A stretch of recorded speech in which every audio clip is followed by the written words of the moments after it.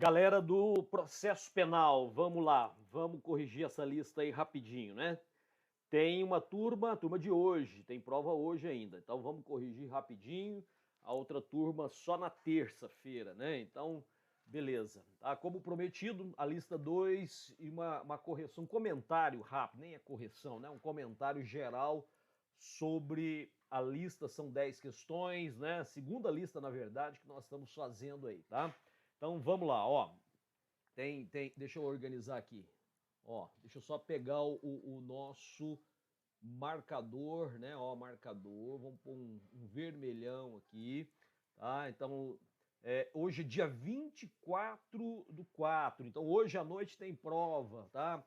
Pessoal da terça-feira, na próxima terça, né? A última terça foi feriado, por isso. Então, vamos trabalhar. Ó, primeira questão, né? Provavelmente não está na ordem certinha que você resolveu, você já entende isso aí, tá?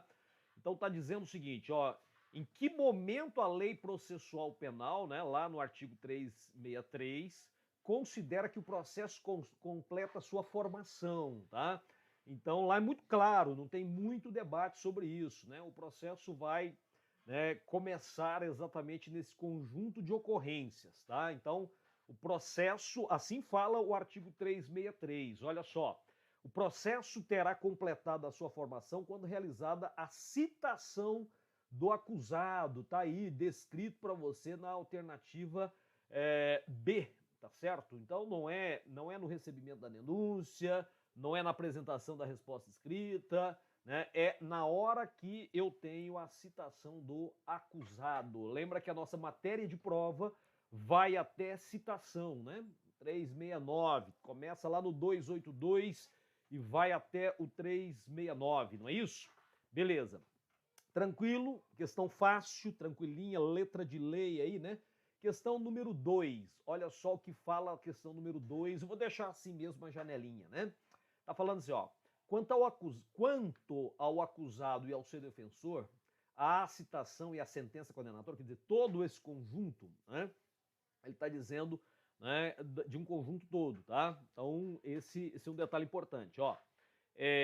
A falta de comparecimento do defensor, ainda que motivada, não determinará o adiamento de ato algum do processo, devendo o juiz dominar substituto, ainda que provisoriamente ou apenas para o efeito do ato, tá? Então, olha só o detalhe que está descrito aí lá no 366, né? Então essa alternativa tá errada. Olha só, 366 do CPC, do CPP, aliás, né?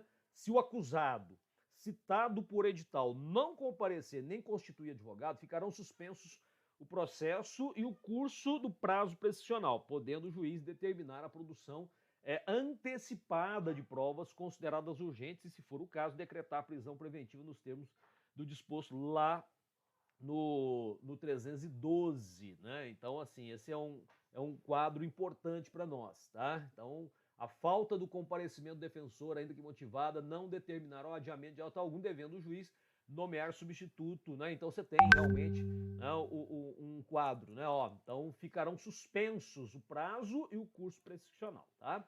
Então, lógico, está errado. Letra B. Com o recebimento da denúncia, o processo penal terá completada a sua formação. Falamos disso na questão número 1 agora, né? Então, ó, o 363 aí, ó. O processo terá completado a sua formação quando realizada a citação do acusado. Então, tá falso também, tá?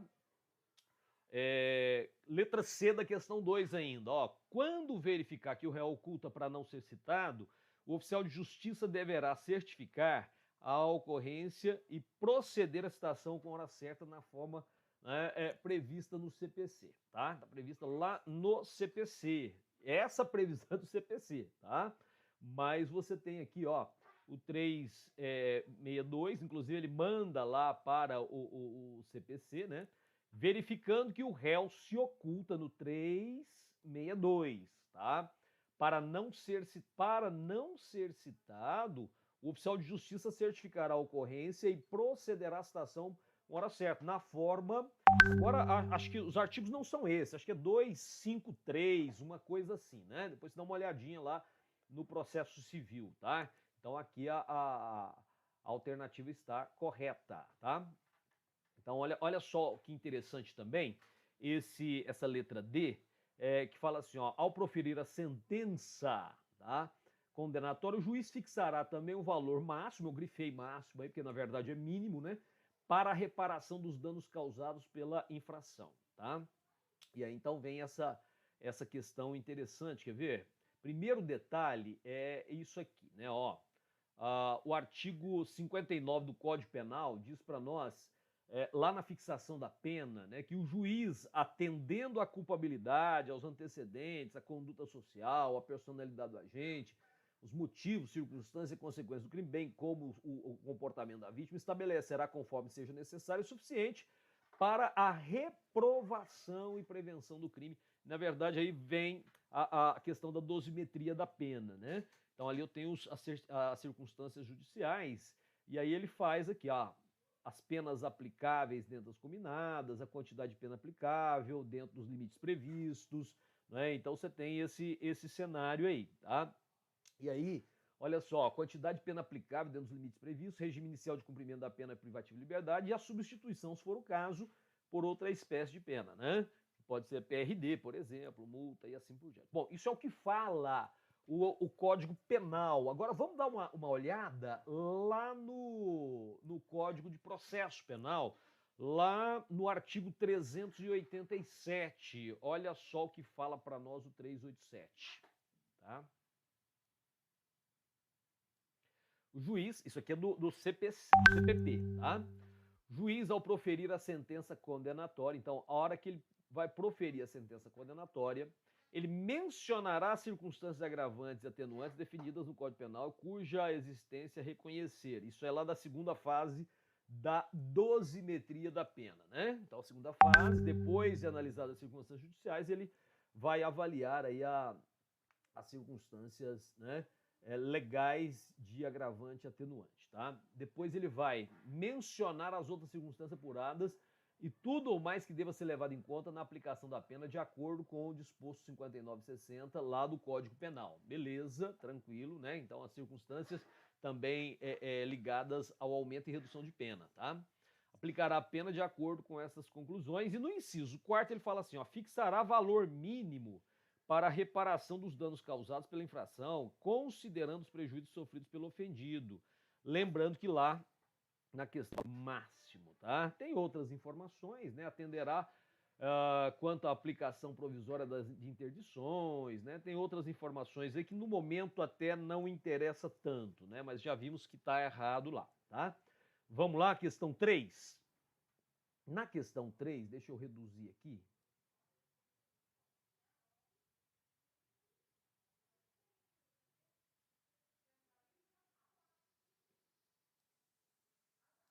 Beleza. Questão 3, a Lei 12.403 de 2011, falei dela várias vezes lá no começo da nossa conversa em sala de aula, disciplinou no Código de Processo Penal o Instituto da Prisão Domiciliar, que será aplicada em substituição à prisão preventiva, começando lá no 317, não é? Diferente do que ocorre com a prisão albergue domiciliar, prevista na LEP, né? Então essa questão nós já até falamos sobre ela, tá? Prisão domiciliar prevista no artigo 318 do Código de Processo Penal será admitida quando? Olha só, poderá o juiz substituir a prisão preventiva pelo domiciliar quando o agente for, né, mulher, então a ré aqui, ó, mulher, com filho de até 12 anos, incompletos, ainda que não seja a única responsável pelo sustento, porque não fala sobre isso, né? Então, beleza, a alternativa A tá maravilhosa para ser marcada, tá? Agora, lógico, nós temos aqui outras informações importantes, ó. Deixa eu só diminuir. Tá. O 318 ainda fala de outras coisas, né? A ré estiver grávida, desde que seja de risco a gravidez. Não, lá ele fala gestante, né? Olha aqui, ó. Gestante, tá? O 318, inciso 4, fala gestante apenas. Basta ser gestante, tá? Tudo bem? Aí depois nós ainda temos a seguinte situação, ó, deixa eu só organizar. O réu, ainda que não o genitor, for imprescindível aos cuidados de crianças de até 12, imprescindível aos cuidados especiais de pessoa menor de 6 anos e não 12, né? Então tá errado, ó, errado, Errado. A ré tiver filho de até 18 anos incompleto, desde que ele seja a única responsável. Não fala sobre isso aí, né? Não fala, tá? Lá na LEP até fala do menor, mas não fala do único responsável. Tá? O réu for pai de filho de até 14 anos incompleto, aqui ele fala caso seja o único responsável de filho até 12 anos incompleto também, tá?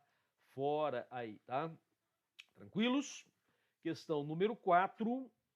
Questão número 4. Sobre citação do processo penal, é correto afirmar: o processo penal poderá prosseguir mesmo que o acusado não tenha sido citado pessoalmente, tá? Vamos ver aqui o 367 do CPP. Esqueci de escrever ali, mas é do CPP, né? Você tá sabendo aí, ó, 367 e 368. O processo seguirá sem a presença do acusado, que citado ou intimado pessoalmente para qualquer ato deixar de comparecer sem motivo justificado ou no caso de mudança de residência, não comunicar o novo endereço ao juiz, tá? Então poderá prosseguir mesmo que o acusado não tenha sido citado pessoalmente, porque ele pode ter sido até citado de outra forma, tá? Nesse caso, certo? Aqui ele fala citado ou intimado pessoalmente, ok? Então tá certo. Sempre será o primeiro ato de comunicação do denunciado do processo penal? Claro que não, né? Nós temos outros atos aí, as intimações, por exemplo. Estando em lugar incerto e não sabido, será citado por hora certa. Bom, como é que eu vou citar alguém por hora certa se ele está em lugar incerto e não sabido, né? Não tem jeito, aí seria edital, tá? Estando acusado o estrangeiro, será citado por edital, né? Então, olha aqui, ó. Estando acusado o estrangeiro em lugar sabido, será citado mediante carta rogatória, suspendendo-se o curso do prazo de prescrição, né, até o seu cumprimento. O cumprimento da carta, tá? Então, tranquilo aí. A, B, C, D já foi, então, né? Ó, beleza. Certo? Tranquilo. Vamos lá. Questão curtinha, né? Questão 5 agora, ó. Na questão número 5, tá lá sobre a citação, né? Sobre a citação no processo penal. É correto afirmar: não existe previsão legal de citação com hora certa na forma prevista do jeito que está lá no processo civil. Tá lá, ó, 362, já falamos dele. Verificando que o réu se oculta para não ser citado, o oficial de justiça certificará a ocorrência e procederá à citação com hora certa, na forma estabelecida lá no Código de Processo Civil. E aí, o que mudou foram os artigos. Como eu disse, acho que é 253, né? Tudo bem? A apresentação do réu preso será requisitada à autoridade que o custodia, servindo esse chamamento de citação. Não, não é chamado de citação, porque a citação é pessoalmente, né? Citação pessoal, por mandado, tá? Então o oficial de justiça tem que ir lá, ok? Citação do militar será sempre pessoal nos crimes comuns, independente de comunicação superior hierárquico. Não, não, olha só o detalhe aqui, ó. Citação lá no 358, ó. Citação do militar far-se-á por intermédio do chefe do respectivo serviço. Tá certo? Então, a citação por edital será feita sempre que o réu estiver fora do território da jurisdição do juiz processante. Aí é carta precatória. Tá? Então tá errado. Citação do funcionário público far-se-á pessoalmente a notificação para comparecimento a juízo a ele e ao chefe de sua repartição. Olha só, o dia designado para funcionário público comparecer em juízo como acusado será notificado assim a ele como ao chefe de sua repartição, o 359, tá? Então tá corretinho aqui. O réu, se o réu estiver preso, será pessoalmente citado, tá? Então tem essa diferença aí, beleza? Olha a questão número 6 agora, né? Segundo o Código de Processo Penal, a prisão preventiva, tá? Prevista lá no 312, né?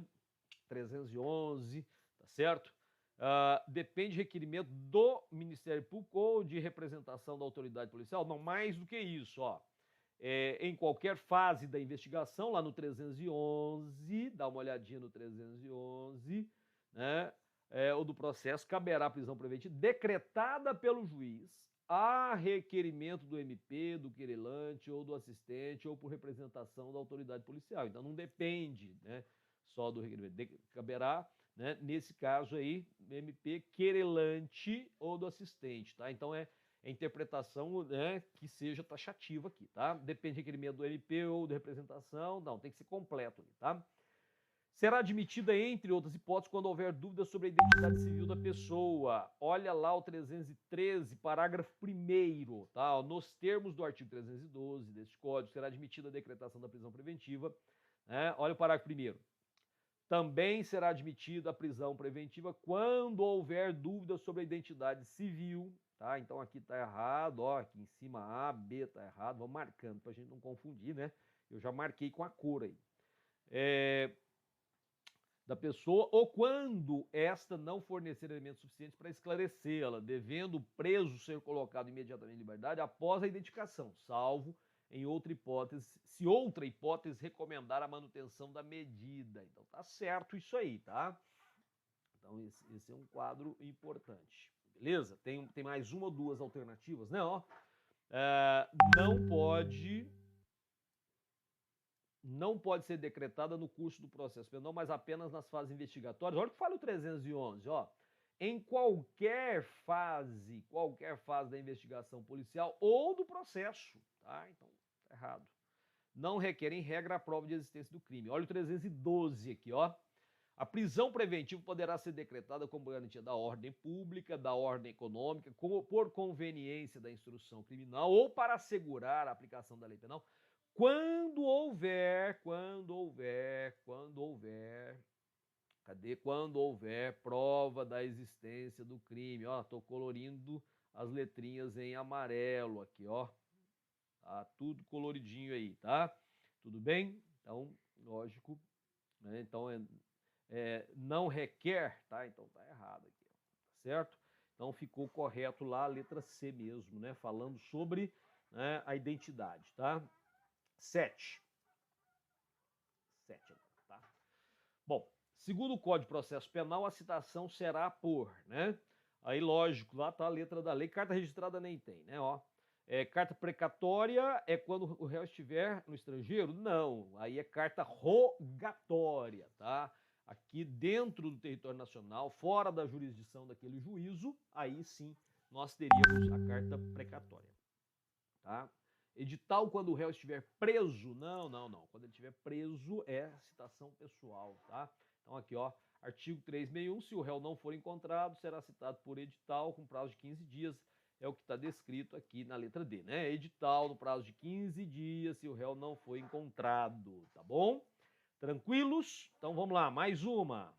Questão número 8. Questão número 8, olha só a questão número 8, ó. Em relação à citação do processo penal, é correto afirmar: o processo terá completado a sua formação quando realizada a citação do acusado. Nós já falamos isso hoje. 363 aqui, ó. O processo terá completado a sua formação quando realizada a citação do acusado, né? É nula a citação por edital, que apenas indique o dispositivo de lei, não transcreva a denúncia, tá? Não, na verdade não precisa, né, de transcrever, tá? Se o acusado, olha só, citado por edital, não comparecer nem constituir advogado, será suspenso, mas não curso prescricional. Vamos dar uma olhada nisso? O edital de citação indicará o nome do juiz, tá? Nome do réu, tá? Seus sinais característicos, o fim para que é feita a citação. Não está falando de, né, transcrição aí da denúncia, tá? Ou da queixa, né? O juízo e o dia, tal. Prazo que será, né, contado do dia da publicação do edital na imprensa, se houver também, aí é colocado lá, né? Parágrafo único, o edital será fixado à porta do edifício onde funcionar o juízo e será publicado pela imprensa onde houver, devendo a fixação ser certificada pelo oficial que a tiver feito e a publicação provada por exemplar do jornal de certidão do escrivão, né? Ou certidão do escrivão, melhor dizendo, da qual conste a página do jornal com a data da publicação, tá? Olha as alternativas seguintes aí, ó. D, né? Verificando que o réu se oculta para não ser citado, o oficial de justiça certificará a ocorrência e o juiz determinará a citação por edital, não é por hora certa, né? Então tá aqui no 362, ó, tá? Citação por hora certa, beleza? Se o réu estiver preso, não precisa ser pessoalmente citado, tá lá o 360, deverá ser pessoalmente citado, então tá errado. E ficou lá o quê? Ficou a alternativa A, não foi? Na 8? Beleza. Falando sobre o processo, né? processo terá completado a sua formação quando realizada a citação do acusado, não foi isso? Então vamos lá, para frente, questão número 9 agora, né? 9 é moleza, hein? Se eu lembro dela, ó, moleza. No processo penal, a citação por edital terá prazo de 15 dias. É o que diz o artigo 361. Se o réu não for encontrado, será citado por edital com prazo de 15 dias. Tranquilaço, né? Última questão. Vamos lá, tá fechando aí para você poder estudar. Beleza. De acordo com o Código de Processo Penal, a prisão preventiva pode ser decretada em qualquer fase da investigação policial ou do processo penal, certo, né? Ó, certinho, tá lá, ó, em qualquer fase de investigação ou do processo, né? Caberá a prisão preventiva, tá? Somente poderá ser decretado pela autoridade judiciária no curso da ação penal pública incondicionada, não, né? Tá aí, o 311 já responde isso, é instrumento cautelar específico para restabelecimento da garantia da ordem pública, da ordem econômica, sendo desnecessária para sua decretação. A prova é exatamente importante, né? Lá no 312 fala da prova, lembra? Tá, 312 eu coloquei aqui, ó. Prisão preventiva poderá ser decretada como garantia da ordem pública, da ordem econômica, por conveniência da instituição criminal ou para assegurar a aplicação da lei penal, quando houver prova da existência do crime, tá? Por conveniência da instituição criminal, não poderá ser decretada prazo superior a 5 dias. Aí ele está confundindo com a temporária, né? Ó. Somente poderá ser revogada por ocasião da prolação da sentença, tá? Então, olha só aqui o 316, o juiz poderá de ofício ou a pedido das partes revogar a prisão preventiva se no correr da investigação ou do processo verificar falta de motivo que ela subsista, tá? Bem como novamente decretá-la se sobrevierem razões que a justifiquem. Perfeito? Então tá aí mais 10 questões comentadas, né, rapidamente para você, contribuindo aí para sua prova. Para quem vai fazer prova hoje, beleza, né? Um grande abraço. O restante da galera, boa prova também, mas na terça-feira, tá? Tudo bem? 19 horas em ponto, começamos aí a nossa prova, tá certo? Tudo bem? Abraço.